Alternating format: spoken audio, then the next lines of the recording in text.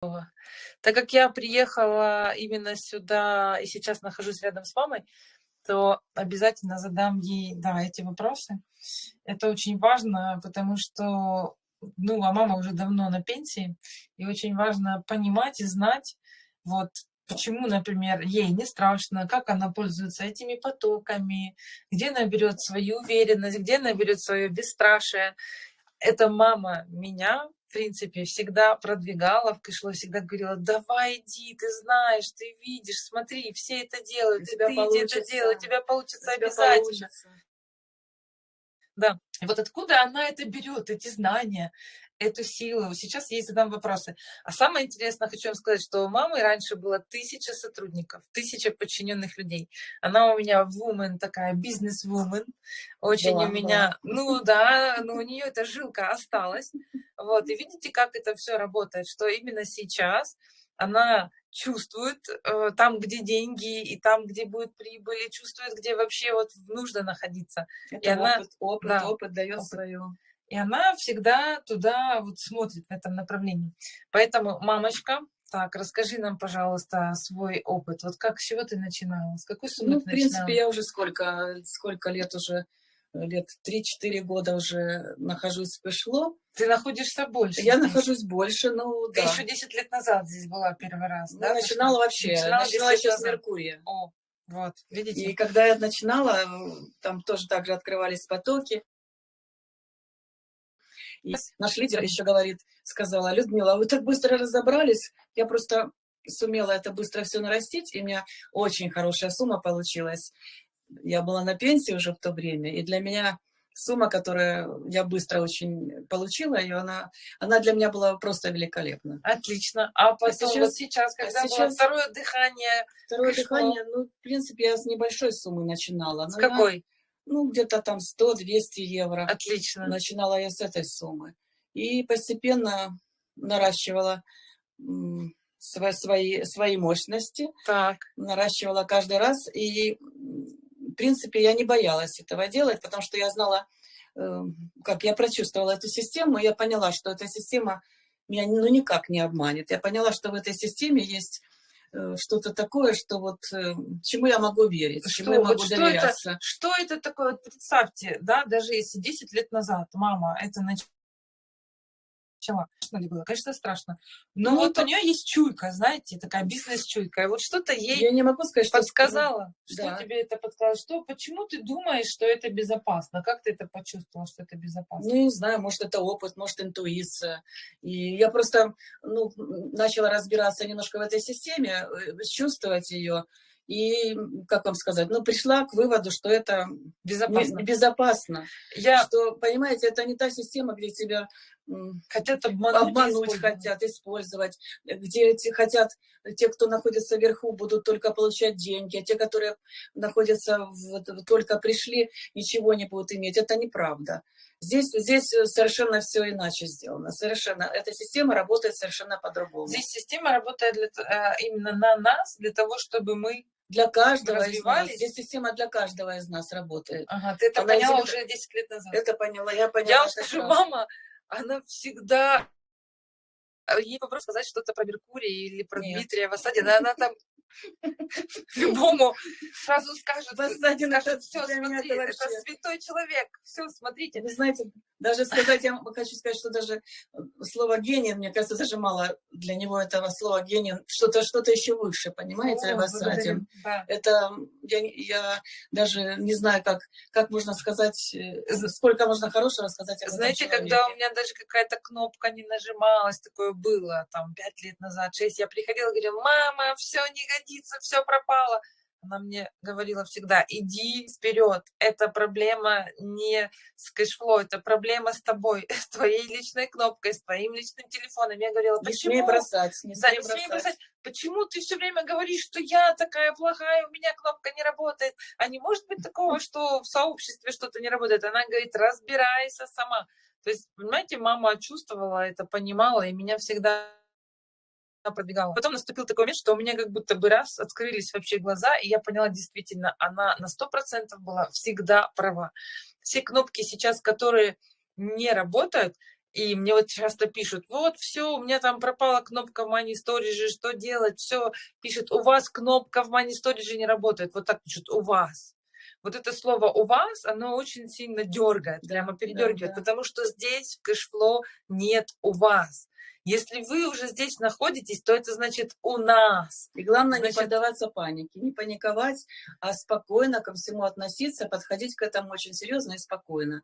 И у вас все получится. да, потому что здесь, если вы сюда зашли, то вы должны понимать, что это всенародное, всечеловеческое. Здесь каждый соучредитель, здесь каждый совладелец кусочка. Здесь каждый имеет определенное важное очень значение. Знаете, как муравейники, каждый муравей важен. Вот так. И если вы сюда зашли, то это значит уже успех. Так вот, если кнопки не работают, то это нужно, значит, разобраться с телефоном, научиться им пользоваться. Если вы выбрали Android-систему, то там нужно чистить кэш-память постоянную, вот, которая очень часто при обновлениях делает такие сбои. Может быть, вон девочки поделились со мной в Германии, переустанавливать постоянно нужно приложение. Приложение переустанавливаете несколько раз, именно Money Storage приложение удаляете, заново ставите, не бывает по 3 раза подряд это делают, и тогда Money Storage кошелечек идеально работает. А у меня еще такая история была с одним клиентом на компьютере. Он говорит, все пропало, вообще половина, вот там в кошельке видны надписи евро, а совершенно не видны суммы. Все украли, пропали, стерлось. Я говорю, ну давай попробуем, может быть, обновить систему на компьютере. Когда мы обновили, все резко появилось, понимаете? Мы, если неправильно пользуемся техникой, то действительно появляются такие нюансы. Вот. Да, Так, я хочу еще давай, сказать, что обязательно. бояться, не надо бояться. Спокойно, уверенно идите к своей цели. Вы хотите иметь определенную заработок, определенную сумму, пожалуйста, ставьте перед собой цели и идите, не бойтесь. Здесь вообще страх должен совершенно отсутствовать. Совершенно. Мам, ну ты когда бизнес свой вела, ты ведь тоже 1000 человек, 1000 сотрудников, это ого-го вообще как серьезно. Нормально. Ну это ж тоже страх должен отсутствовать. И тоже Ну, конечно. Ну, здесь еще знания должны быть. Были знания. Понимаете, если человек совершенно не знает, безграмотный, он может быть как-то и бояться может. А если какой-то, все равно какой-то уровень знаний должен быть. Вот у меня, знаешь, что спрашивают все время, например, откуда деньги? Представляешь, такой вопрос даже возник, а вдруг это грязные деньги, вдруг это деньги там от каких-то, в общем, нечистых. А как они могут быть грязными, если это вы их кладете? Это ваши деньги. Люди не понимают, не понимают. Это ваши деньги. Как они могут быть грязными? А если человеку скажешь, что это ваши деньги, он скажет, так а что, ты пользуешься моими деньгами? Нет, он сам пользуется своими деньгами. А он... Каждый только своими деньгами. А он не понимает. Он думает, откуда же он прибыль берет. Ну, сколько ты положил, в зависимости от этого, ты получаешь результат. Да, но смотрите, друзья, такой вопрос был в Германии. Вот сейчас мы путешествовали, откуда же эти деньги? И я очень просто расписала эту всю схему. Здесь работает схема, вы знаете, как-то мне, чтобы это объяснить, нужно сначала дать такой, предтекст. Вот знаете, что есть доступ к информации несколькими этапами. Вот есть у людей, у которых, знаешь, весь доступ к информации. Есть у части людей, которые чуть-чуть владеют информацией. Есть вообще отсутствует. А есть вообще отсутствует. А зачем это связано? Когда у человека много страхов, то у него чуть-чуть информации. Когда человек смелый и уже готов работать со своими страхами, тогда ему дается больше информации. Это вселенски так работает. На самом деле ЦРУ и все остальные организации, они по схеме вселенной тоже созданы. Работают. Информация всегда больше, чем меньше у нас страхов, если мы готовы с ними работать. Так вот, про то именно, откуда здесь берутся деньги, здесь точно так же есть несколько этапов подачи информации. Первая информация, самая простая, которая всем, в принципе, доступна и понятна, что здесь берутся деньги однозначно еще плюс с помощью наших монет, которые внутри находятся. Они всегда поднимаются в цене, они растут, они всегда нам дают прибыль эту. всегда.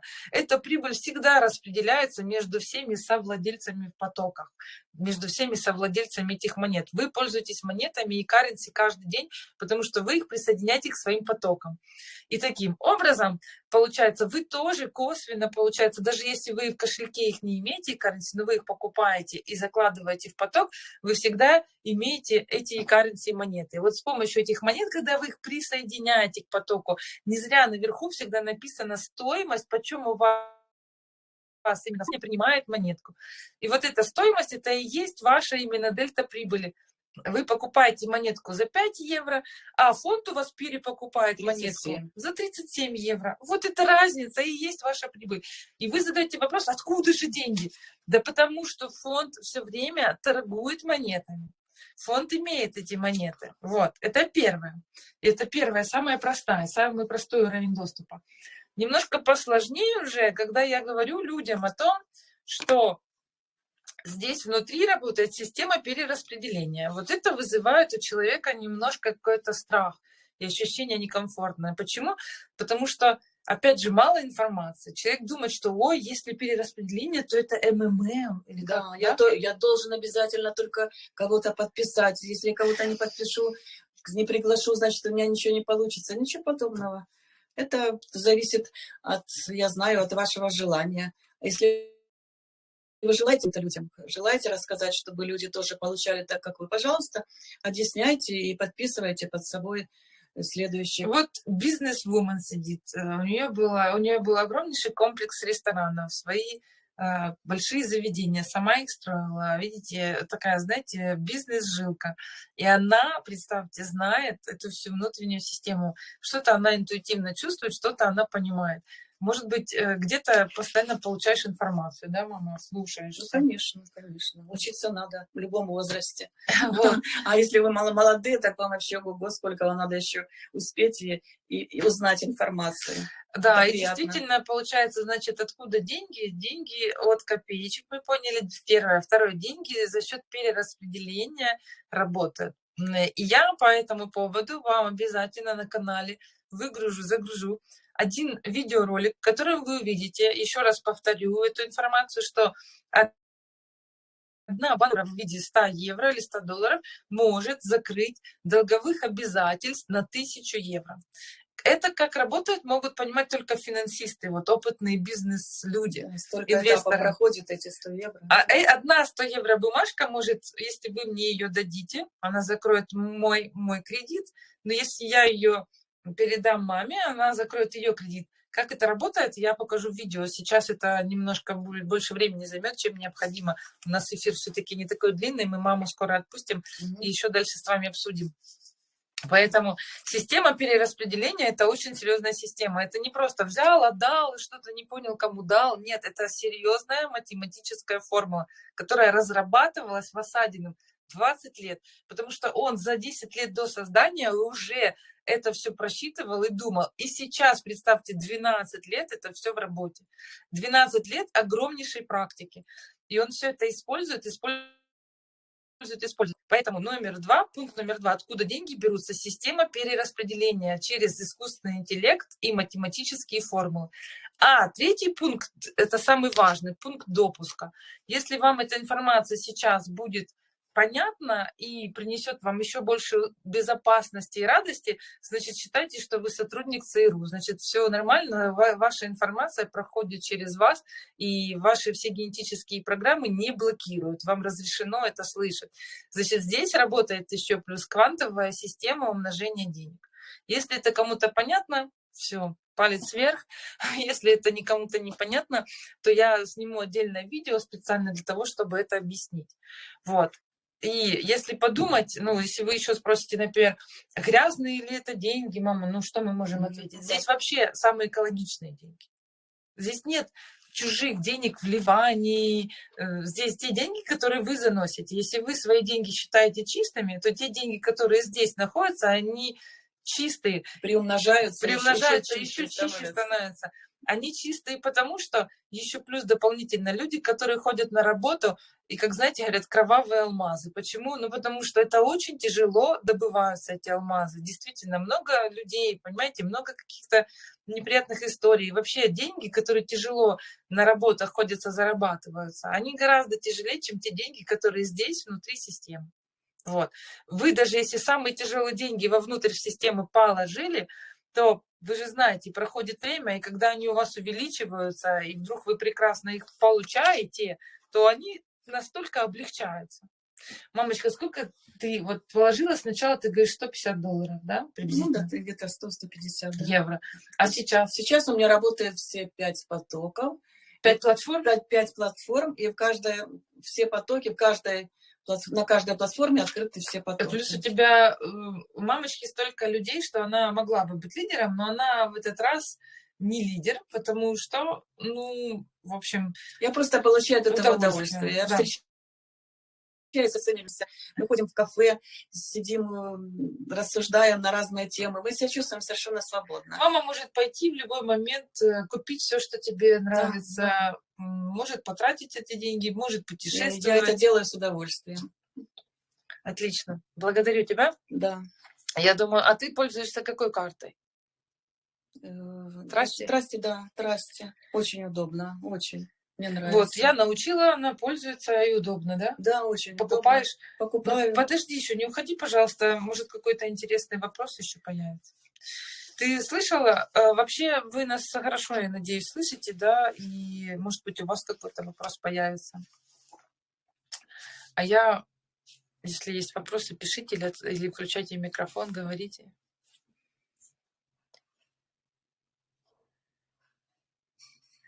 Так, вопросов пока не появилось, но вам слышно, да? Пока Скажите. все понятно. Good? Слышно?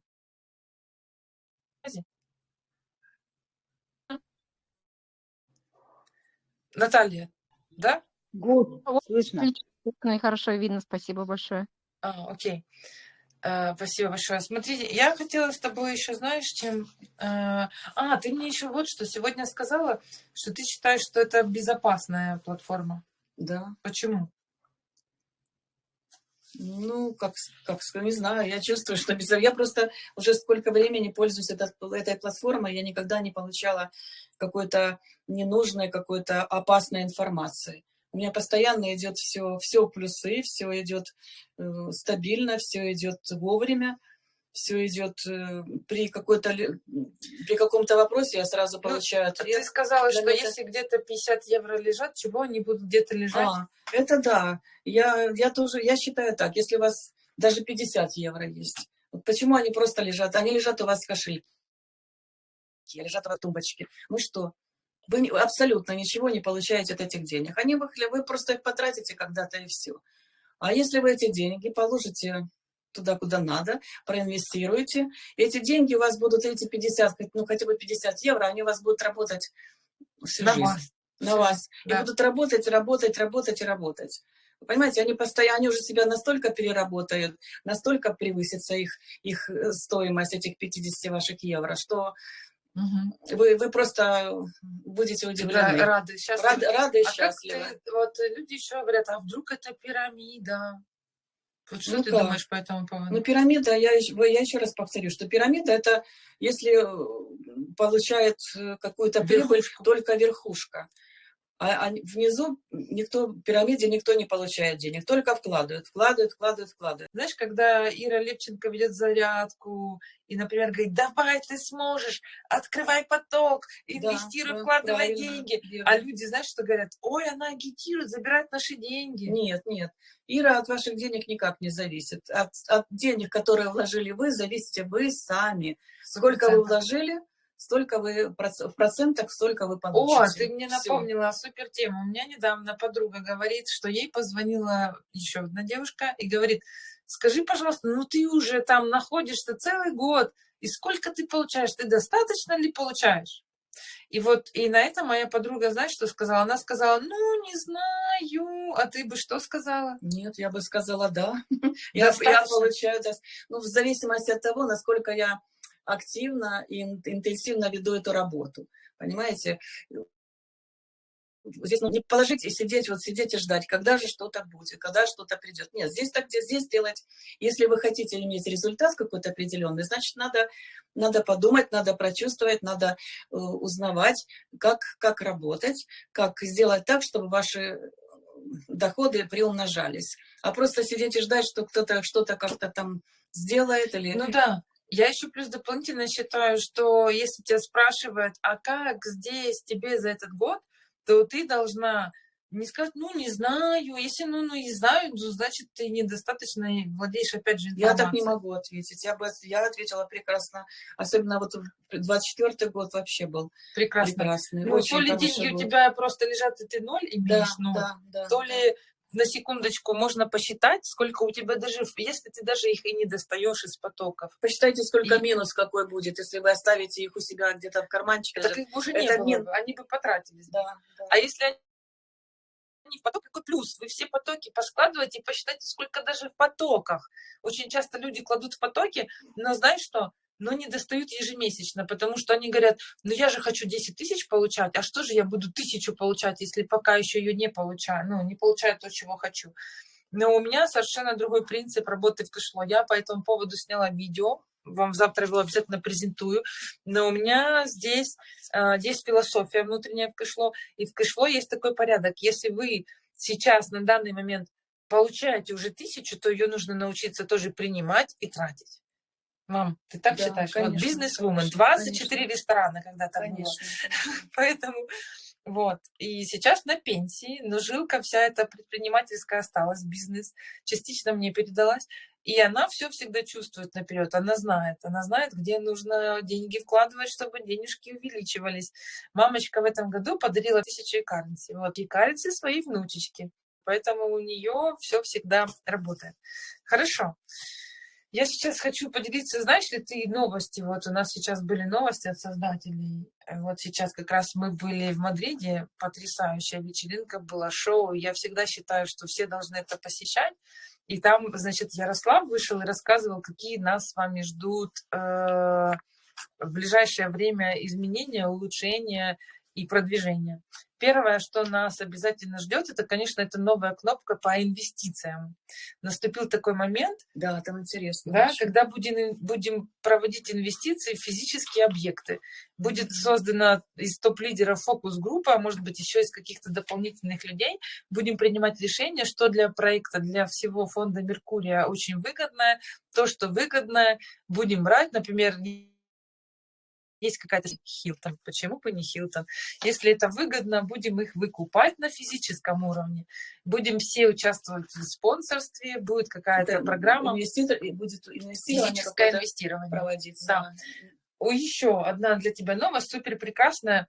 Помните монетки Gold, золото? Помнишь монетка? Да. Сейчас, так как тоже уже какое-то производство в Испании выкуплено фондом, у нас появилась возможность, уже фонд производит золото физическое, появилась возможность эту монетку обменивать, токен обменивать на реальное золото. Прекрасная информация. Отлично. Отличная информация. Да. Мы начинаем постепенно внедрение, производить внедрение, расширение на физическом уровне, физические объекты.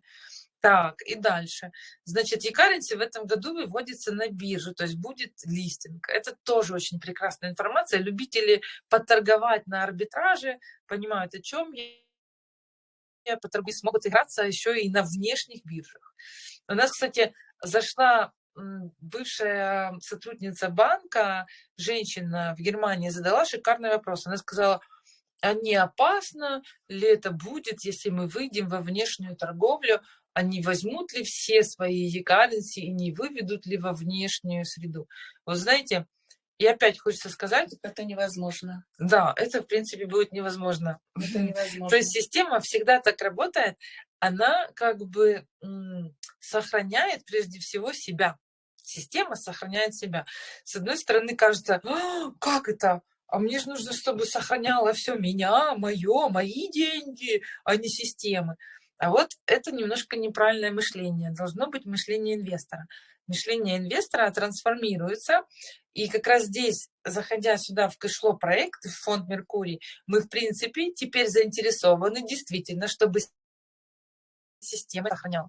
И если она себя хорошо сохраняет, если она хорошо работает, то И это нам значит, хорошо. что нам всем от этого идеально хорошо. Если она себя хорошо сохраняет, то значит наши денежки в безопасности. А если она хорошо работает, то значит у нас с вами появляется прибыль все больше и больше. Поэтому, конечно же, об этом создатель думает. Конечно же, технически я однозначно понимаю, что будет все так разработано, что для системы выход на внешний рынок будет безопасен, и внешний рынок всегда дает листинг вверх. Это то есть, как сейчас Трамп вывел монету за один день, а сначала эта монета стоила 3 евро, а потом она стоила вообще в один день 80 евро, 79 евро. Представьте, что с нашим e-currency будет, когда будет листинг. Представьте, если мы вообще выведем ее, например, в 10 евро, и за один день она сделает 1000, это вполне реально. Это возможно. И представьте, что вы можете сделать вообще в этот день. То есть листинг это всегда просто вообще. Значит, надо делать определенные выводы по поводу e-currency, правильно? Покупать e-currency. Покупать e-currency. Да, ставить майнеры, Да. закупать токены, все время производить безостановочные currency. Кстати, у меня майнеры тоже работают. Это ж понятно. Вы спрашиваете, что вообще нужно делать. Она чувствует, что нужно на будущее создавать. Итак, дальше. Будет обязательно продвижение карат. Обязательно. Это у нас 1, 2, 3, 4 пункт. Караты. Будет продвижение. Да, так они как уже у нас увеличились. Они уже увеличились да. 2 раза. Два Да, раза. после этой новости уже. Видите, как новости влияют на монеты? Новость вышла, раз, монеты подскочили. Так, будет, значит, у нас продвижение во всех наших монетах. И 5-я информация, вообще супер информация. Когда-то еще, мам, когда ты начинала, ты помнишь, такая была программа «Бок о бок»? Помнишь? Ну да. Обмен товаров внутри был. Да. Мы это создавали, экспериментировали, пробовали на территории Украины это тогда запускали, а сейчас запускаем международную систему. То есть у нас будет как внутренний Amazon, такой свой внутренний, он будет называться бок о бок. Вот, эта внутренняя система позволяет покупать товары. Представьте, мы же не зря платформу сейчас и в Китае, и в Англии, вот как нам Ярослав сказал. И будут еще платформы открываться по другим континентам, по другим странам. И что это получается? Что между платформами будет еще взаимосвязь именно физическая. Сейчас у нас пока с вами финансовая взаимосвязь, и то это получается криптомонеты, это криптокошельки. Мы сейчас можем с вами за 1 секунду отправить в Канаду, в Америку, в Англию деньги. Плюс ко всему еще будет товарообмен. Вот, поэтому это тоже шикарная информация, и всегда внутри будут появляться еще новые предложения, самые дешевые товары, самые выгодные. Мы уже этот этап начинали, стартовали, пробовали, проходили, нам он очень понравился, сейчас это будет развиваться и более масштабно. Это очень интересно, очень. Супер, прям вообще ждем. И еще, представь, значит, и еще плюс ко всему добавляется система лизинга у нас будет. Вот мы начали про инвестиции рассказывать, что объекты появилась, да, на крупные финансовые объекты. Когда я спросила, а что будет на жилье и на машины для всех участников фонда, будет ли такое? Сказали, обязательно, это в планах стоит, это будет. Уже в этом году будем запускать систему лизинга внутреннего, будем запускать. В прошлый раз все взяли по Range Rover. Отлично. Потому что в прошлый раз это было шикарно. 30% делаешь вклад, а 60%, я думаю, что они тоже что-то интересное делает фонд. Что-то интересное нам обязательно предложат, и я всего этого новенького очень жду. Итак, конечно же, будет обучающая платформа, в сентябре стартует. В мае, мам, на Мальдивы летишь? Летим на Мальдивы. Кстати, я в мае уже начинаю получать с накопительного потока денег. Отлично. Как раз на Мальдивы можно собрать. Отлично. 3 года уже прошло. Супер. И новые запустили накопительные. Новые, да, и не один. Обязательно. Мама сама мне звонила. Алло, ты запустила? Так, значит, будет своя экосистема и своя стабильность, еще большая стабильность. Ярослав сказал, что, в принципе, за 12 лет они отработали стабильность внутреннюю. Идея такая была создать фонд, чтобы в нем была своя экосистема, независимо, вот смотрите, от внешнего. Я всегда говорю, во внешнем рынке может быть там падения, скачки, перепады, простите, там войны, что-то не очень приятное, но внутри мы пытаемся сохранить свою стабильность. Очень важно. Для пенсионера особенно важно. И вот с мамой, когда знакомятся тоже пожилые люди, и они видят маму в ТикТоке, мама несколько видео записала, они говорят: ой, расскажи сразу расскажи, что такое стабильно, где я еще могу получить больше, чем пенсия. Мам, так? Да, да, конечно. Мама сразу бегом рассказывает, обязательно. Таким образом, ты поддерживаешь тоже этих людей, что Ну, супер. конечно, конечно. Как ты считаешь? Я- Некоторые, так ты почему не Нет, я боишься? наоборот это делаю с удовольствием. Мне приятно кому-то сделать такой вот, ну, это добро, да, человеку дать вот Конечно, такую вот дополнительную дополнительную возможность. возможность Мгм. получать деньги. Это же очень хорошо. Мгм. Это Это настолько приятно. Так, вы знаете, как говорят, добро возвращается в 10-кратном размере. Это уже испытано. да, вот. Благодарю тебя, мамочка. Да, А я всем желаю успехов. Не бойтесь, Ну, посиди дерзайте. еще с нами, я как раз подвечаю на вопросы. Хорошо? Хорошо. Да? Ты не, или ты не, все, она не против, она с нами посидит. Если у кого-то есть вопросы какие-то, задавайте. А я, в принципе, еще хочу кое-что рассказать. Значит, смотрите, возник такой вопрос. Как просчитать количество e-currency на накопительных потоках? Некоторые из вас открыли уже потоки накопительные, вот недавно был. И теперь возник вопрос, а как же просчитать, сколько e-currency необходимо присоединять, когда закончится, ну, если так можно сказать, акция, вот, да, мы открыли потоки, в подарок нам e-currency пошли. Если вы начислили наперед, например, на 5 месяцев вперед начисления сделали на накопительном, то вам 5 месяцев еще подряд будут, получается, e-currency идти в подарок. Но если с 6-го месяца нам нужно просчитать. С 6-го месяца, к сожалению, мы сейчас прямо не можем это просчитать, потому что курс e-currency растет, поднимается, количество присоединяемых e-currency к потоку будет уменьшаться. Это радость. Это радость, потому что в кошельке, если вы намайнили свои e-currency в кошельке, количество e-currency у вас будет все больше сохраняться. Это супер. Но на данный момент, если, например, вам прямо сегодня, сейчас нужно, вам e-currency нужно, есть такая формула, можете ее прямо сейчас записать. Я тоже по этому поводу запишу видео, но есть такая формула. Вы берете и смотрите, какой поток, о каком потоке идет речь. Если это поток, например, на 100 евро, вы смотрите, сколько этот поток вам дает в итоге. 575. Вам необходимо из этой суммы 575 вычесть 100 евро. У нас получается 475 евро. 475 евро теперь берем и делим на ту именно сумму, которая написана, стоимость e-currency сейчас, за которую фонд покупает e-currency. Поняла? Да? Например, да. сейчас сколько в накопительном написано? 27,88, по-моему. Да. Значит, вы 475 евро делите на 27,78. Та цифра, которая получается, 5 чем-то, по-моему, если не ошибаюсь, да. Нет, не 5, стоп, больше. Ну и мне сейчас просто калькулятора нет, я с телефона, простите, я говорю. И вот эта сумма, которая получается, там 17 e-currency, по-моему, было. В общем, вот столько e-currency необходимо, если прямо на сегодняшний день это считать, то это вот так возможно посчитать. Так, понятно. Понятно, да? Да, понятно. Так, что еще? Еще такой был вопрос, за какую валюту? Вообще вам понятно это или нет? Мне кто-то как-то скажите, по этой теме. как-то ответьте мне. Анечка, Аня, 17:09. понятно. 17 сколько? 17:09. О, Галина. Галина, приятно. Галина, привет. Здравствуйте, девочки. Здравствуйте, все участники разговора. Благодарю тебя, Галиночка. Да, 17:09. Угу. Это на поток 100, в 100 евро на сегодняшний день. А представьте, если мы на год положили, например, если открыть поток на 100, мы на год положили 1200 за него вперед. Представьте, 17 e-currency умножить еще тоже на 12, это сколько мы сэкономили?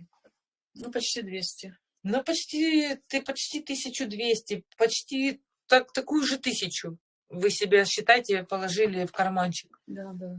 Это вообще супер. У меня вон девочки там, я видео вчера смотрела, открыли поток накопительный, на 1000 евро поток накопительный открывали. Это вообще экономия. Да. Да, то есть подарками, которые дает фонд, нужно пользоваться по максимуму, прямо брать все деньги, которые только есть, если есть такая возможность. То есть тоже так, да? Да, да. Мне мама в 12 ночи там звонит, ты еще не открыла, еще открой, еще открой. Вот, поэтому нужно обязательно этим пользоваться. И, конечно же, это всегда, подарки это всегда в плюс, однозначно. Так, еще такой супер вопрос один был, знаете, какой? А правильно ли, такой вот так именно и звучал вопрос, правильно ли я понимаю, что на каждой платформе нужно покупать e-currency за какую-то каждую отдельную валюту? Например, если у меня есть платформа киргизская, если у меня есть киргизский сом, правильно ли, ну ты как думаешь, Это правильно ли? интересный вопрос. А ты за что покупаешь? Я за евро. О, молодец. Ну, маму тут... Мама быстро все просчитала, и все ей понятно. Маму тут никак не проведешь, да? Ничем. Да. Ты просчитала когда-то? Или ты Конечно, тоже нет, я считала. Считала? Мгм. О, смотрите, но она правильно говорит. На самом деле, самый выгодный вариант – это покупка за евро, либо за USDT еще тоже. Потому что при обмене валют других есть свои нюансы. Если у вас тем более еще и большие суммы, да, в принципе, любая маленькая даже сумма покупки и currency, самая выгодная, смотрите, эквивалент USDT евро, вот здесь вот так. Вот, потому что бывает киргизский сом там скачет очень, бывает даже у нас на китайской платформе и за рубль, и за китайский, что у нас там, юань. Да? За китайский юань тоже это бывает очень дорого покупать e-currency. Поэтому я рекомендую евро USDT. Так, что еще? Спрашивают еще, новенькие спросили в этот раз, как быстро получать доходность, вообще, как быстро получать доход в этих потоках, во всех в кэшфлоу. Тоже очень интересный вопрос. Самый выгодный получить доходность. Зашел на быстрый поток, положил 1000 евро, через 15 дней получил 1000 плюс доход. Вот. Но это не самый выгодный вариант, потому что есть гораздо выгоднее вариант.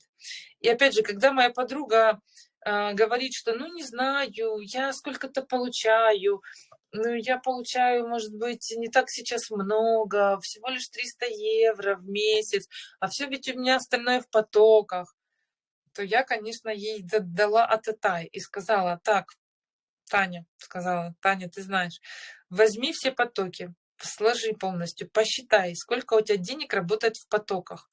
Посчитай, сколько ты получаешь на сегодняшний день. Она на быстрых только получает 300. А посчитай, сколько у тебя работает теперь в зеленом потоке, сколько у тебя работает стартовый, Очень интересно. сколько в накопительных. Все сложи, посчитай, какая это сумма.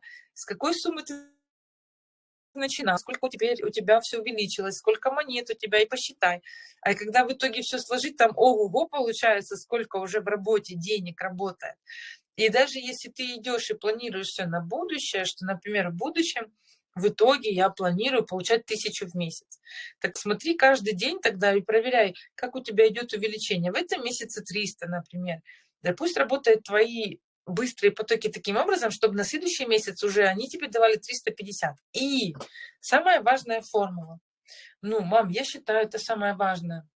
Самое важное здесь – это люди, которым ты будешь хвастаться, которым ты будешь рассказывать. Смотрите, люди, я зашла, был 0. Это реальность, это не хвастовство, а реальность. Это так и Да? есть. Да, ну так и есть. Ну рассказать. Да. Я вот заходила, был 0, а сейчас даже уже плюс 30. И еще во всех потоках 5000 евро. Вот. Это разве не увеличение? Вот нужно это показывать, потому что люди, очень важно здесь, это вот человеческая коммуникация. Важно, что мы будем делиться, важно, что мы не боимся, важно, что мы уже настолько трансформировали свои сознания, и настолько мы здесь меняемся, что мы можем поделиться с другим этой информацией. Это очень важный момент. Правильно? Это важный Да, конечно, момент. очень. Это очень важно. Да, этот важный момент, он всегда дополнительный дает бонус. Но Эти не бонусы очень нужно на важны. себе останавливаться только на себе. Не надо, нельзя. Нельзя. Мы должны донести это для всех людей. Да, Всем. это, понимаете, это всечеловеческая такая, ну, как обязанность или ответственность. Ну, у нас раньше так было принято. Получаю там вкусное яблочко, кушаю, зарабатываю, но молчу, никому не рассказываю, ни с кем не делюсь. Почему? Потому что вдруг украдут, а вдруг будут все эти яблоки вкусные, вдруг придут и мое яблочко, получить, допустим. а вдруг придут и мое яблочко Да. съедят. Вот всех это пугало раньше. Сейчас здесь срабатывает вселенская обратная формула. Если ты здесь кушаешь вкусное яблоко, ты просто обязан рассказать всем, чтобы все, Насколько оно вкусное. чтобы все могли получить такие же яблочки. Они не будут кушать твое именно яблоко, но они каждый получит свое яблоко, и каждый, кушая это яблоко, скажет: Боже, благодарю тебя, что ты этим информацией поделился. Раньше делились физическими объектами, яблоками, а сейчас делимся информацией. Когда вы делитесь информацией, то так получается, что ваши физические кошельки увеличиваются, растут. Это вселенская формула сейчас, новая формула зарабатывания денег. Мы сейчас с вами перешли в новое время, в новом времени совершенно новые заработки, совершенно новые способы зарабатывания. И один из самых важных пунктов — это то, здесь, я вам почему сказала, мы начинали с этого, как зарабатываются деньги, что здесь есть система такая, которая дает возможность заработать всем. Вот, это и блокчейн-система здесь, и система перераспределения. Так вот, что получается, что человек, который сюда заходит, новенький, он будет вам очень благодарен, потому что вы мало того, что даете ему возможность заработать, вы еще плюс ко всему трансформируете его мышление. Он учится думать иначе, он учится жить иначе. Правильно? Да, конечно. Конечно. Вот. Поэтому кушаем вкусные яблочки и обязательно делимся этой информацией о том, где мы их берем и что это за вкусные яблочки и как мы их выращиваем. То есть мы обязательно не забываем. Кстати, я сейчас была в Германии, и в Германии очень много людей, которые это боятся делать, мам, по привычке. Они говорят, что нас государство может наказывать, еще что-то, еще что-то. Как ты думаешь? Ну, для этого есть разные системы. Например, Трасти кошелек. Угу. Можно спокойно находиться в нашей системе и пользоваться всеми благами и чувствовать себя в безопасности, ничего не бояться. Ну да, Никаких. в принципе, и можно даже и платить налоги самостоятельно, можно это много желание всего каждого, делать. это Да, это желание каждого как ты индивидуальное. хочешь, это желание каждого из нас. Каждого. Появился вопрос. Да, я не вопрос, а я хотел просто сказать, когда мы с Мадрида прилетели, и первый день мой рабочий, когда я на работу вышел, мне один немец спрашивает, говорит, это что такое вы там делаете? Ну, я ему рассказал, что так и так, вот это мы делаем. И он мне такой говорит, ну, интересно, если все будут так делать, то, ну, кто будет работать, да?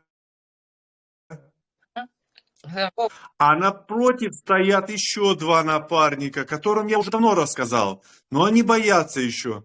И я так поворачиваюсь к нему, говорю, вот смотри, вот эти двое стоят, они боятся, вот они и будут работать, а ты зайдешь, не будешь. Тоже хорошие ответы, но я тебе хочу еще вот что сказать. Я когда сюда зашла, то я же не бросила заниматься своим любимым делом. Я все так же работаю со своими клиентами, пациентами, со всеми. Ну, да, это не то, что там, чтобы не работать. Он пенсионер уже, он у нас подрабатывает. И я пример твою маму поставил, что ты говорила, что, 75, правильно, да? И она нажимает, и делает, и радуется этому, и что это не тяжело. Он у нас тоже пенсионер, но он подрабатывает по чуть-чуть, да? И, в принципе, это для него было бы, я думаю, замечательная такая, Конечно, замечательная информация. Супер. Да, Вова, благодарю тебя, конечно. Ну и ты правильно пример сказал, что все равно будут те, которые еще по старинке привыкли тяжело работать. А мы с вами, если мы даже и заходим в кэшфлоу, то мы теперь будем работать легко. Понимаешь? Мы теперь не будем работать в ущерб нашему телу. Вот так.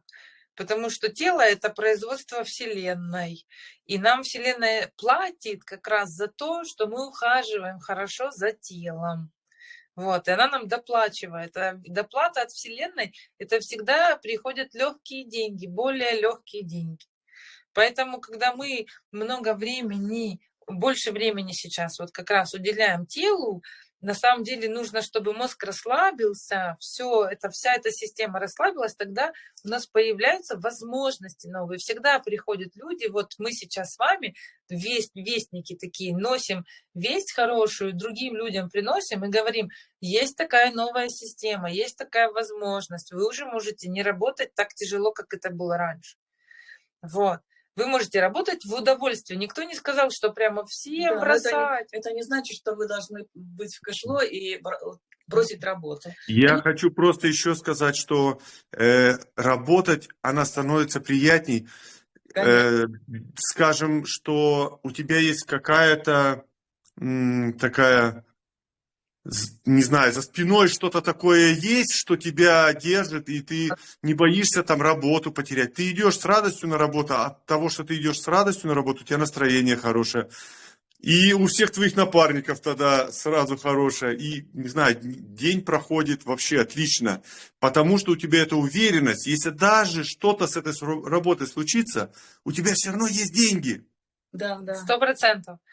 100%. А еще, Вова, это же все вот пирамида Маслоу, пирамида безопасности на самом деле. Как вообще человек устроен, и чтобы он в итоге занимался творчеством. Творчество человека вдохновляет, развивает, поднимает. Ну, это очень развитие уже будет. Так вот, чтобы человек занимался творчеством, нужно, чтобы его первые 2 пункта базовые были закрыты, чтобы была система безопасности, вот это спокойствие, знать, что ему есть где жить и есть что есть, кушать.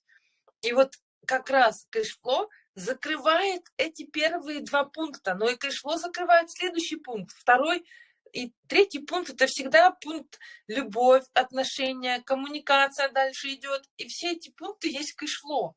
И ты чем больше здесь находишься, чем дольше, тем ты все стабильнее и безопаснее и увереннее себя чувствуешь. И получается, Вовочка, когда ты теперь приходишь на работу, ты творишь, ты творец, ты можешь там создавать свои красивые шкафчики. И все это в удовольствие. Да.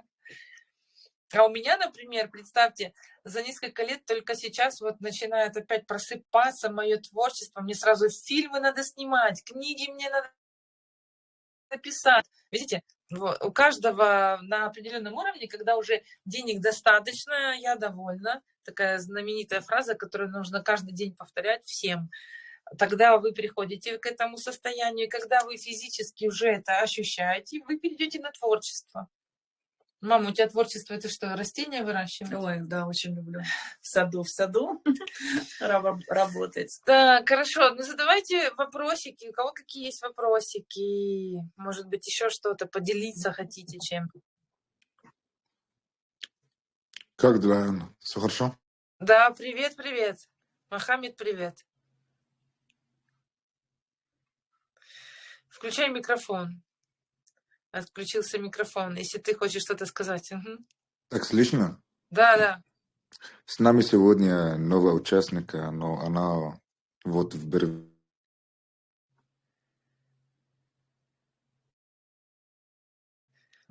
С нами новая участница, да? Она где?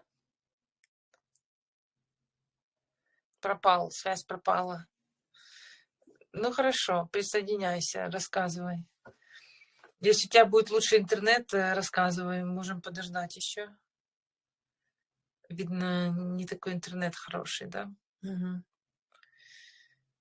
Так, хорошо. Если у вас есть еще какие-то вопросы, задавайте вопросы, обязательно дадим ответы. Конечно, всем всегда рекомендую обязательно быть на всеобщих мероприятиях, вот такие как поездка в Мадрид. Такие мероприятия расширяют очень хорошо. развивают очень хорошо, дают заполняемость. Мы так прекрасно посидели с Галиной Франко и с Иваном Франк, и повстречались, и с Александром, столько впечатлений. Мы так Столько прекрасно, рассказов было. мы так все вместе красиво ходили по музеям, это столько впечатлений. А еще с Татьяной Хан мы проездили по всему Мадриду, посмотрели эту красоту, вообще красоту этого города. Это столько впечатлений и столько совместного общения было. И совместно, когда мы общаемся, мы делимся опытом. Этот опыт очень важен. И что бы вот я делала, допустим, если бы не Экошфлоу, да я даже себе представить такого не могу. Где бы я могла познакомиться с Вовой, например, или провести столько времени сейчас со Светланой. Кстати, новая информация. Я уже сегодня на созвоне с Верой это объявила, сейчас объявляю в нашем чате, что у нас в Германии уже так сложилось, что в этот раз у нас немец сделал короткую презентацию, у нас уже начинают немцы постепенно развиваться, двигаться, и мы будем собирать группы и проедем основные города. Вот, мы сейчас это все планируем графики, все обязательно подадим, всю эту информацию, обязательно все о ней узнают, вот, в чатах все выложим. Так, все. Что еще? Какие вопросы есть? В принципе, самое основное рассказали. Мама, что ты еще можешь сказать? Ну, в принципе, все сказала. Главное не бояться, идти вперед, развиваться. Да, что-то еще есть такое у тебя особенное? Мама всегда говорит вот что, понимаете, вот если вы столкнулись с тем, что у вас появилась обида внутренняя, что вот я обижена, у того лучше получается. Или, например, вот я обижена на систему, система нечестно по отношению ко мне что-то делает. Вот если эта обида появилась, то задача работать не с системой, а задача работать собственно с этой обидой. С этой обидой ты всегда говорила, Да. забудь про свою обиду. Смотри, Вера идет, Вера делает. Иди, как делает Вера. Вот, забудь про свою обиду, как ты мне еще говорила. Да. Она говорила, ой, обида это отговорки. Обида это все нежелание получать деньги. Это все отговорки. А тебе нужно идти и пользоваться деньгами. Так вот, идти и пользоваться деньгами это тоже непростая задача для всего человечества. Это действительно новый способ сейчас жизни, жить в изобилии. И нам с вами каждый день приходится делать то, что мы раньше когда-то не делали. Я, например, несколько дней назад купила машину, и я кое-что сделала то, что я раньше никогда не делала. Мне ее изначально купил наш человек, вот, из Кэшфлоу. Я уже ехала к купленной машине. Это было очень страшно. Это было, так страшно, передать вам не могу. Но я шла и говорила, во-первых, это единомышленник, это один из нас. Во-вторых, я учусь доверять здесь людям, пространству Вселенной. В-третьих, я знаю, что Вселенная все для меня сделает прекрасно, хорошо. И я, когда увидела эту машину, мы прыгали от счастья. И я прямо благодарила Вову и продолжаю благодарить. Вот, видите, мы каждый раз, каждый день что-то делаем такое, что-то мы не делали, это раньше. И то, что еще больше от любви нашей к другим. Да, к другим людям мы это раскрываем. И таким образом происходит вот это заполнение. Вот, заполнение. И за счет этого заполнения идет финансовое увеличение. Это формула вселенская увеличения денег. И перед уже окончанием всего нашей сегодняшней встречи хочу сказать, что я на этой встрече в Германии расписала всем, как от 10 тысяч, из 10 тысяч прийти к миллиону за 6 шагов, даже за 5 шагов. Вы это все видели. Те, кто это еще что-то там не уловил, не понял, то вам, конечно, нужно будет писать мне в личку. Потому что это такая секретная формула, но работающая на 100%. Я уже по этой формуле иду. Все мои близкие идут по этой формуле. Уже хорошие результаты. Поэтому, в общем, еще акцентирую на это внимание, что в группе моей находятся, все эту информацию получают. За 5 шагов прийти к 1 миллиону евро. Я про евро говорю. Это возможно. И можно идти, меня спрашивали, а можно ли начинать идти с 3000? Можно. Просто у вас добавится 6-й этап. Вы сначала из 3000 получаете 10, потом из 10 некоторые есть закрепительные этапы, к которым вы идете. Вот. Но все, кто были на живых встречах, я всегда этой информацией делюсь, и всегда все люди по этой формуле идут, работают и приходят к своим результатам. Вот, так что good. Если у вас вопросов никаких нет на Может быть, есть сегодня, вопросы? может быть, есть вопросы? Задавайте. Добрый вечер. Ой, добрый Вопросов нет? Я так внимательно слушаю, что забыла, что у меня есть кнопка микрофона. Так, во-первых, мама, здравствуйте, очень приятно познакомиться, Приятно. увидеть вас вживую. Да, И да, восхищаюсь вообще вашим примером, потому что Анна часто рассказывает, что вот моя мама, но моя мама не может, поэтому я восхищаюсь вами. надо подружиться. Да, Таня, соединяй контакт. Давай, моя мама, да-да-да-да-да, если научит, хорошо. А что я хотела еще добавить по Мадриду? Немножко было, ну, только информационная такая по Мадриду. Я хотела бы сказать, что вот на таких мероприятиях, как ты говоришь, нужно быть. Во-первых, нужно быть на празднике. Нужно, ну, нужно это опять нехорошее слово. Желательно быть на таких праздниках, потому что там мы видим счастливых людей. Да? Штефан выложил тоже в ТикТоке видео на немецком языке, ты его не поймешь, но он говорит, вы видели эти, вы посмотрите на эти улыбки, вы посмотрите на эти лица. Это не актеры, которых заставляют улыбаться за деньги. Это реальные настоящие люди, которые счастливые, которые так живут каждый день, а не именно сегодня, да, на празднике кэшфло. И для меня было еще самое интересное, это вот общение после праздника. Но это для меня вообще восторг. да, Как и в Праге, да, как и в Праге также. Сама конференция хорошо, классно, но вот это после, когда ты уединяешься со своими единомышленниками, знакомишься с новыми людьми. Да, я ведь сидела рядом с Галиной Денисенко, я сидела с ней рядом.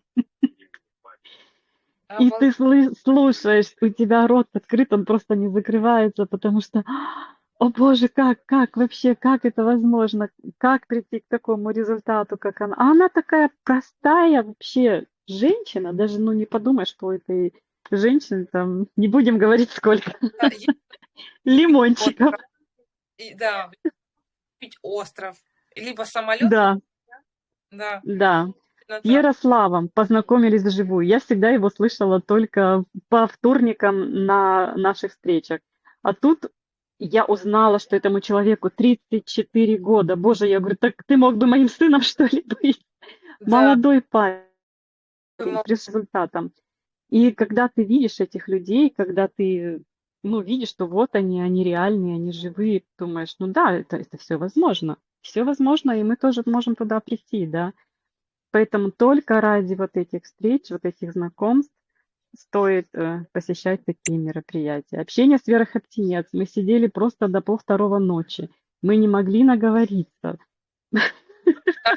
остаться не могу. Уже Да, болели скулы, так смеялись много. да, да, да. Да,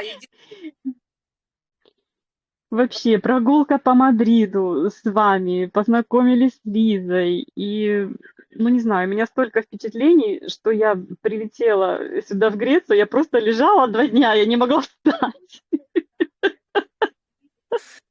это столько впечатлений. Мы когда вообще в музей еще пошли, боже, мы с Яной первый полчаса, мы от группы отвалились, потому что мы вытирали слезы от счастья, что мы в Мадриде от счастья, что мы среди друзей, что мы на экскурсии, что мы слышим то, что нам рассказывает экскурсовод. Нам это так было интересно, это столько впечатлений.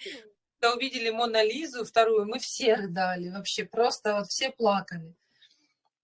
Это действительно... Здорово, Это здорово. Я за вас, если честно, немножко переживала. Думаю, боже, как же вы вообще выдержите все это? После Мадрида в Германию в таком темпе, встреча одна, встреча другая. Думаю, боже, хоть бы у них там хватило сил на это все.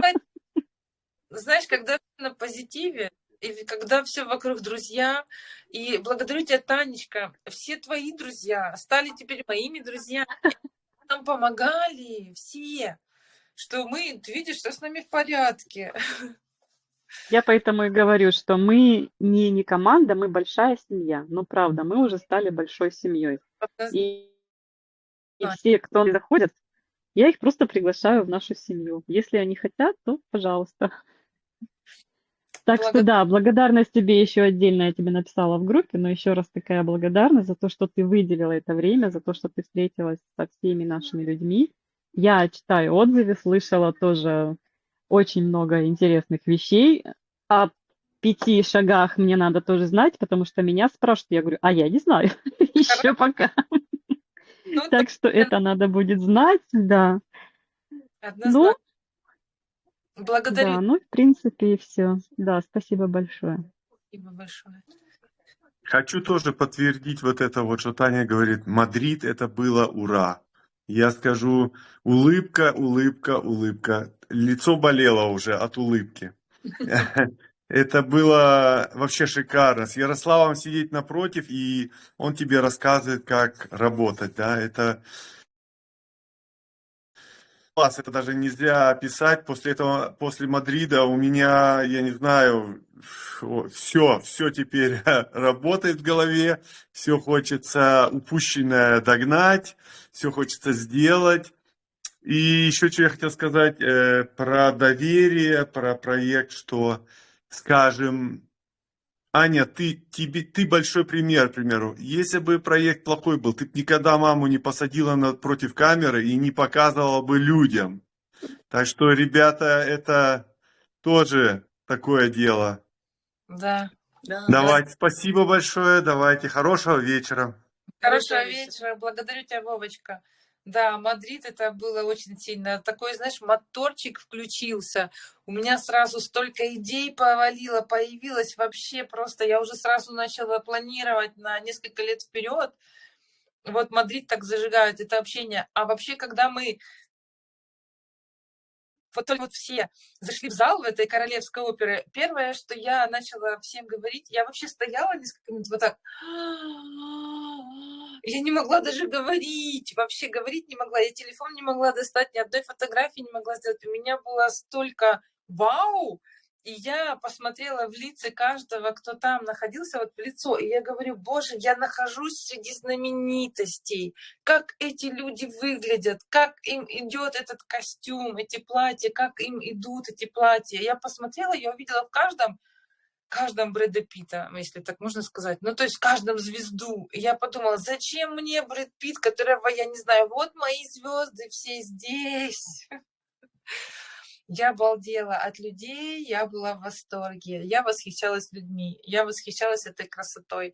Потом уже наступил этап, когда пошла музыка, мы все начали восхищаться музыкой, едой, постановки, балерины были. Ой, столько впечатлений. Это на память, это на всю жизнь, это того стоит. Вот эти деньги, которые мы заплатили за поездку, этот вклад делаешь в расширение себя, это того стоит. Это всегда потом дает позитивный, так говорят, выхлоп, знаете, такое модное слово, позитивный результат, да? Да, конечно. Всегда дает. Моя мамочка никогда бы этого не пропустила тоже. Но в связи с тем, что уже сейчас возраст такой, и дальше ей просто далековато лететь, то мы решили на Мальдивы, да? Ближе просто на Мальдивы лететь из Швейцарии. Вот. Благодарю вас, друзья. Если вы вдруг имеете какие-то... Ой, у меня столько слов. Вот, разрешить говорить. Простите, это техническая ошибка. Нажимаю. Разрешаю говорить. Здесь технически он почему-то сам отключает. Это не я. Вот. Можете говорить. Там столько микрофонов было. Вот спасибо. Добрый вечер всем. У меня вопрос по USDT и USDT. Ну вот сейчас же запретили с этими USDT у нас по Европе здесь или по Германии. У меня теперь вопрос. Когда мы переводим деньги zum Beispiel на Trusty, это мы делаем теперь всегда с USDT, это я поняла. А сказали, что в Money Storage и со всеми потоками можно еще работать в USDT. Или мы уже вообще с USDT не работаем? Как это? Вариантов, в чем вы переводите. Все сейчас очень пластичные, очень быстро реагируют. И сейчас я вам скажу, вот очень многие говорят, боже мой, а государство страшно, может заблокировать. Смотрите, не может государство сейчас ничего заблокировать, потому что люди сейчас, это очень важный фактор. государство сейчас будет на самом деле тянуться к людям, потому что сейчас идет такой технологический прогресс, понимаете? В этом технологическом прогрессе, если даже какое-то государство блокирует пока еще развитие криптовалют, оно просто теряет деньги. Просто немножко времени, и государство начнет все тоже как-то подстраиваться. Но сейчас другие государства, они идут в ногу с технологическим прогрессом, и они дают возможность развиваться как раз вот этим всем процессом. Поэтому, если сейчас на территории Европы не работает USDT, это не значит, что USDT прекратила свою работу. Кошелек подстроился очень быстро, и мы подстроились очень быстро. У нас есть и USDT, и USDC. В Трасте есть и USDT, и USDC. Поэтому, если вы на Трасте переводите USDT, вы можете очень быстро конвертировать между собой эти две криптовалюты. Вы можете их обменивать. USDT на USDC поменяли, и USDC уже тогда в соединении с картой. Это, в принципе, делается в течение 2 минуток. Вот. Поэтому не пугайтесь. Сейчас такой технологический рост, что сейчас все равно какая-то страна и юрисдикция какой-то страны однозначно будет, вот, например, Сальвадор только за криптовалюту. Вообще, уже национальная валюта сейчас у них биткоин. Можете себе представить, как это вообще позитивно влияет? Так, меня слышно? У меня был звонок, немножко прервало меня.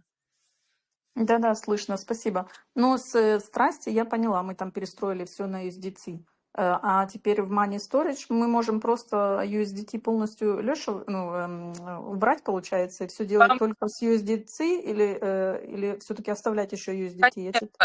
вас оставлять вам все виды, чем больше у вас криптовалют, видов в кошельке, тем лучше. Но когда лежат деньги на Money Storage в USDT или в USDT, это все равно. Там с ними ничего не случится, я так понимаю, да? Смотрите, с любыми деньгами, которые лежат в Money Storage, это еще более безопасно их хранение в Money Storage, чем где-либо. Я вот сейчас на встрече нашей в Германии рассказала о 7 этапах безопасности. Завтра выложу это видео обязательно. Я вам скажу, что мои богатые друзья, которые сейчас даже уже многие хранят в Money Storage деньги, а те богатые друзья, которые узнают, что у меня есть такой вот доступ, и такой есть кошелек, и есть такая возможность, и что есть такой фонд, они начинают все свои сбережения переводить туда. Очень много причин, почему они это делают. Потому что одна из самых основных причин – система безопасности и система дополнительного заработка в Money Storage. Money Storage более безопасно хранить, чем уже сейчас даже на картах. Вот так. Всегда и Money Storage более безопасно хранить, чем хранить на биржах. Я по этому поводу сняла уже видео, сейчас его домонтирую, вам загружу и всем выложу. Почему? Это гораздо безопаснее. Поэтому, если у вас есть возможность хранить USDT, USDC, биткоин свой, Ethereum, конечно же, храните это в Money Storage. Анечка, можешь открыть микрофон Свете?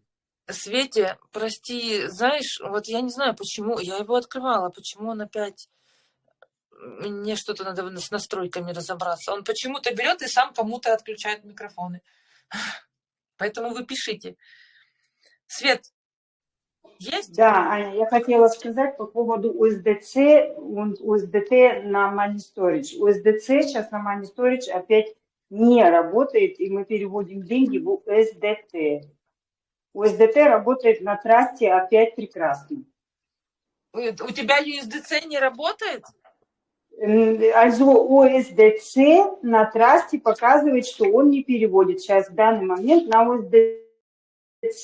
USDT переводит, и можно деньги переводить спокойно в USDT. Свет, мы вчера переводили. Я тоже. А может, это сегодня что-то уже изменение, но мы относимся ко всему спокойно и нормально. Все равно... Да, я нахожу, что оно и то работает, и все. Да, все работает.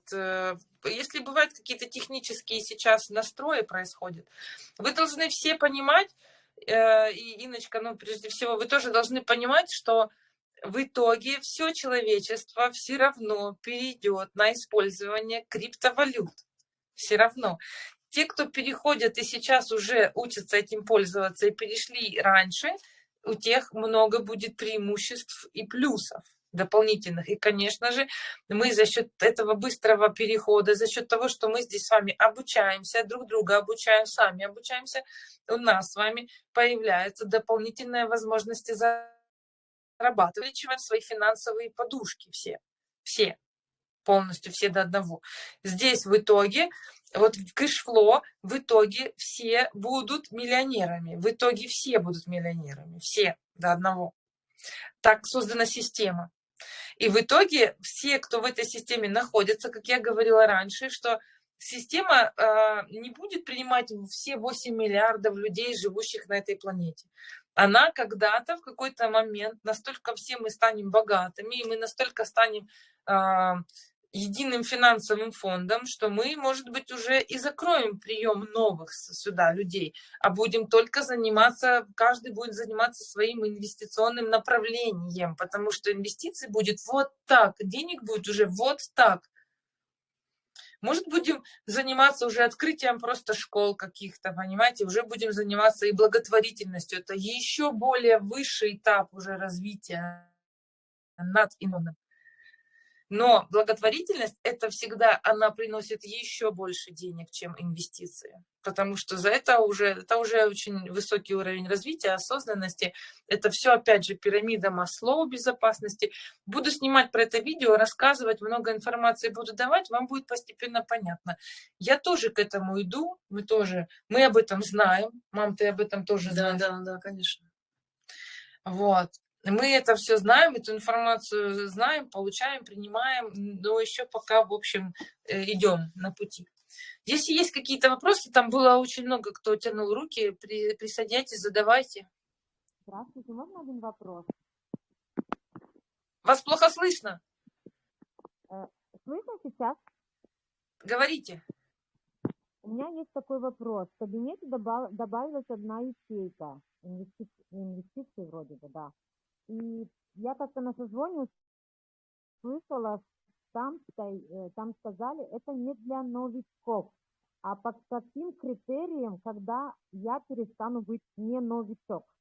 Когда это можно рассматривать эту ячейку? Ну, смотрите, Анна, в принципе, если у вас... А когда вы зашли?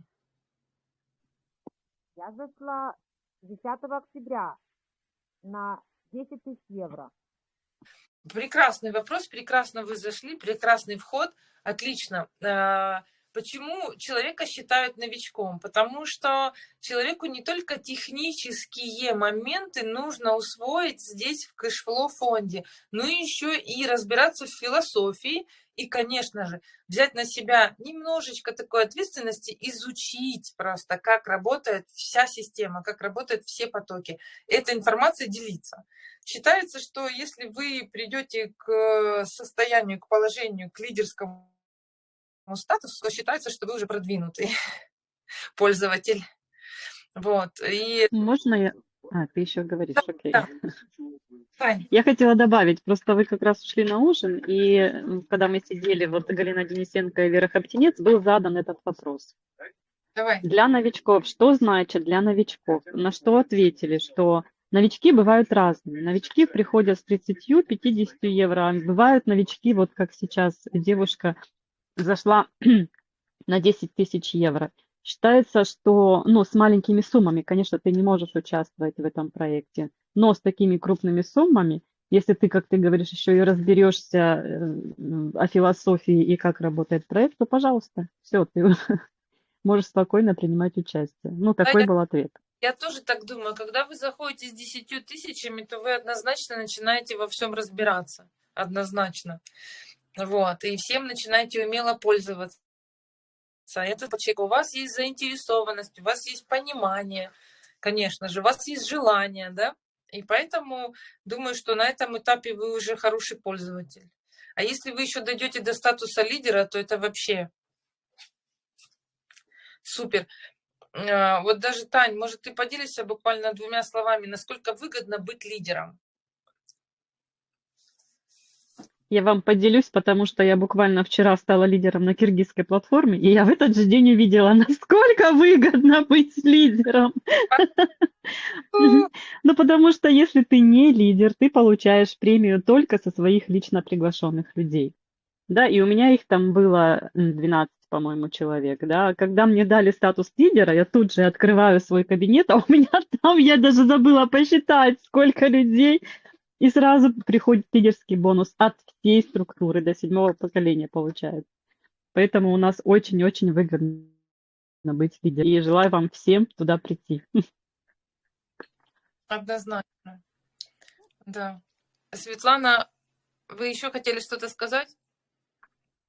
Да, я хотела вот как раз по лидерским это и спросить, потому что, ну, в лидерах надо, я так понимаю, стартовый и растущий на всех платформах. Или я, может, уже что-то не услышала, наверное. Открыты все потоки у самого лидера, а у лидера еще плюс ко всему должны быть 10 приглашенных. У 10 людей должны быть открыты стартовые растущие потоки, как обязательные потоки. У 10. Первые десятки. Первые десятки. Все, поняла. Я думала только стартовые растущие у лидеров. У лидеров, ну, вы знаете как, это все равно, что работать в магазине Шанель, но при этом носить, например, Кристиан Диор. Ну, это будет странно. То есть, если вы уже становитесь лидером, то вы уже учитесь пользоваться всеми потоками, и вы уже все, конечно, потоки используете по максимуму. Поэтому у лидера, конечно, однозначно сначала открыты все свои собственные потоки, все открытые, всем и умеете пользоваться, знаете, как проводить презентацию и так далее. Вот. И потом уже, получается, работаете с людьми. Но на этом первом этапе, когда вы становитесь лидером, и первая ваша десятка, мы очень хорошо помогаем. Мы помогаем. Кто вас пригласите? Обучение и все прочее. Обучение вы можете проходить. Кто у вас? Ну, думаю, пригласителя вы не знаете, а лидер у меня Наташа Диль. Кто лидер, не услышала? Наташа Диль. Наталья Дель? Конечно, она же специалист, она, наверное, тоже здесь есть. Но тогда сейчас, может быть, не включен микрофон. Но я думаю, что она вам даст очень полную информацию по этому поводу. Однозначно. Да. Нет, она все нет, я просто сама, наверное, прослушала немножко. Я не услышала. Прослушали, наверное, да? Хорошо. Давайте, у кого-то еще есть вопросы? Если уже нет вопросов, то будем на сегодня заканчивать. Передали немножко вам заряд, бодрости. Вот добавили... У меня есть не вопрос, у меня есть благодарности. Да, всем добрый вечер. Андрей Власенко, лидер на европейской платформе. Мой лидер и приглашенный Сергей Марчук. И топ-лидер мой Марина Борщ. Ребятки, хочу в первую очередь, Ань, тебе поблагодарить. И инсайт вот сегодняшней даже встречи – это про миллионеров и про осознанное понимание, что момент все равно закроется, вот процесс приглашения. Вот, сколько я этой информации слышал, но сегодня она зашла по-новому и, знаете, как-то осознанно, необычно. Вот. Также в пример ставлю твою маму, тоже круто познакомиться с ней вот вживую, потому что это тот фактор, когда людям говорю, там, а когда можно заходить? Да в любой момент и в любой период времени.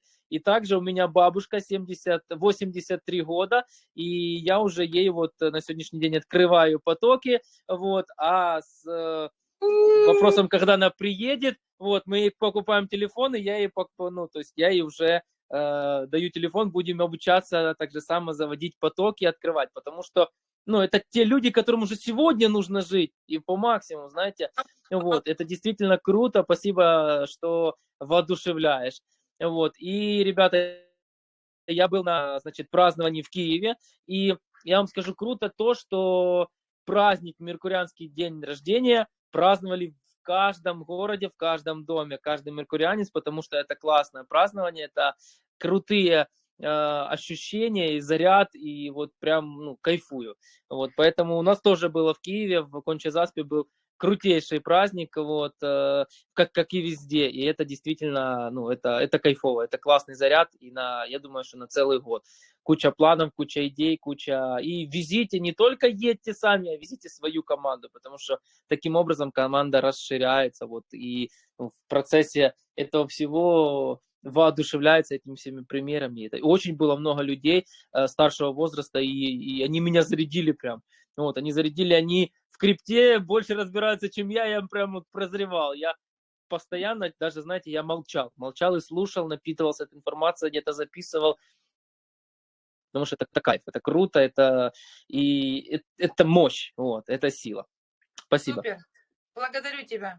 Все, друзья, конец связи. До следующей недели. В общем, буду на связи, в чате все буду выставлять, видео выставлять, информацию выставлять. Всех благодарю. Всем пока. Аня, можно задержаться тебе еще на пару минут? Да, давай. Штефан хотел кое-что обсудить, и я не знаю, я не вижу, Наталья Гофман здесь есть в чате? Ты видишь ее? Я не вижу. Галина Франк, Наталья Дель, Наталья Гофман. Есть такие в чате? Все сбежали. Хорошо. Да, я здесь. Одна Галина. Хорошо. Ну тогда, может быть, тогда мы втроем хотя бы задержимся. Штефан, Галина и ты, если это возможно, без записи. У меня запись идет. Давайте я прервусь и заново зайду. Да. Хорошо. Всем пока. Пока. Давай. Пока.